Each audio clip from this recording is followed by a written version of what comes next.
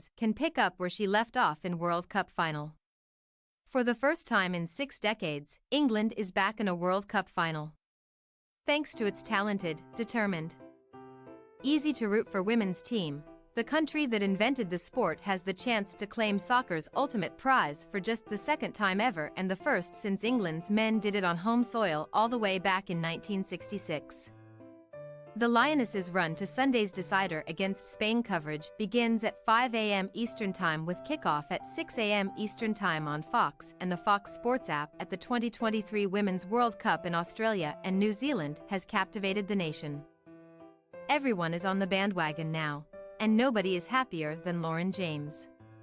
With a spectacular game-winning goal against Denmark followed by 2 more strikes versus China, James, the 21-year-old England playmaker, was one of the breakout stars of the tournament's group stage. She seemed poised to dominate the knockout rounds, too. A red card in the round of 16 changed all that. James was sent off for inexplicably stomping on pro-Nigerian fullback Michelle Alizé.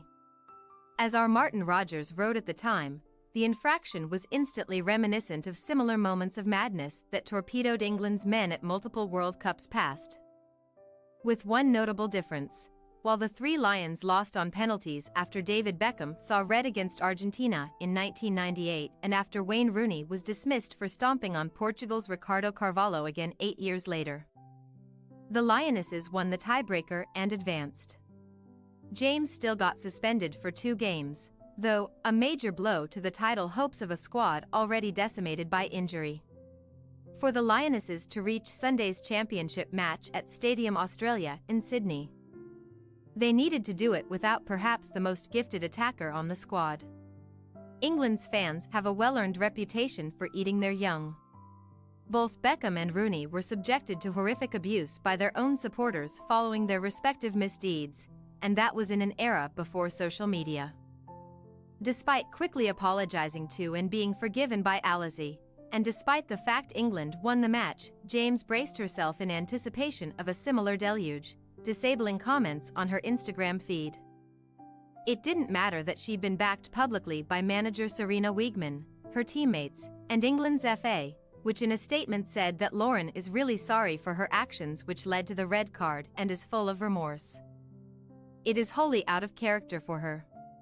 None of it would have been nearly enough to protect James had England gone on to lose its quarter-final to Colombia or to the Matildas in the semis without her. James would have spent the next several years, maybe longer, being reminded of the worst moment of her professional life at every turn. Careers have been ruined over less. That all went away the second England reached the final. Now James can focus only on having the game of her life Sunday, and not just because the trophy is at stake. After being bailed out by her team, she knows she has a debt of gratitude to repay against Spain. Assuming she plays, that is. With James out, Wiegman turned to 23-year-old Ella Toone for the win-or-go-home games against Colombia and Australia. Toone played Superbly in both, scoring a spectacular opener in the 3-1 victory over the latter. The coach could decide not to alter a winning formula, or determine that Toone has done nothing to lose her place. There's no doubt it would be unfair for Toone to have to sit out the biggest game there is in favor or a player whose self-inflicted error easily could have cost her team a title shot. Several British pundits have said as much in recent days. She can't put James straight back into the team as far as I can see, one-time England striker Chris Sutton said. If I were England's manager, I would start Toone and make clear to James that she has a huge opportunity from the bench to make an impact on the game, said former Lionesses defender Casey Stoney, a veteran of 3 World Cup rosters who now coaches the NWSL's San Diego Wave. James will be thanking her lucky stars either way, whether included in Wiegman's lineup or deployed as a super sub. She's flush with house money. England has survived and advanced twice without her. If they don't win Sunday, James' red card against Nigeria and her subsequent ban won't be the reason why. The haters will have to find a different scapegoat. And if England does prevail, James could easily be the hero. As her early performances at this World Cup showed, She's a game changer, no matter the role. She now has a second chance to prove it on the biggest stage of all. Thanks for your watching. Don't forget to click the subscribed button and hit the bell icon for more.